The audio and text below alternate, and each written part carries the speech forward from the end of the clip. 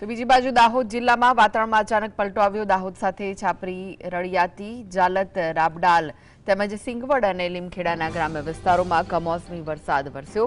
વીજળીના કડાકા સાથે થયેલા વરસાદથી ખેડૂતોમાં ચિંતા જોવા મળી। આ કમોસમી વરસાદના કારણે ઠંડીમાં પણ વધારો નોંધાયો છે। તો વીજળીના કડાકા ભડાકા સાથે વરસાદ વરસ્યો હતો। દાહોદ જિલ્લાના વાતાવરણમાં પણ અચાનક પલટો આવ્યો અને કમોસમી વરસાદ વરસ્યો। ગોધરામાં પણ કમોસમી વરસાદ વરસ્યો। તો દાહોદ સાથે છાપરી, રળિયાતી, જાલત, રાબડાલ તેમજ સિંગવડ અને લીમખેડાના ગ્રામ્ય વિસ્તારોમાં કમોસમી વરસાદ વરસ્યો હતો।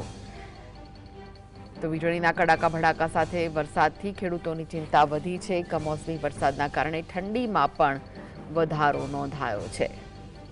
તો અચાનક વાતાવરણમાં પલટો આવતા કમોસમી વરસાદ વરસ્યો, જેના કારણે વાતાવરણમાં ઠંડક પ્રસરી છે। પરંતુ જગતના તાતની ચિંતા વધી ગઈ છે, કારણ કે રવિ પાકની સિઝન ચાલી રહી છે, જેથી રવિ પાકને નુકસાન જવાની ભીતિ ખેડૂતો સેવી રહ્યા છે।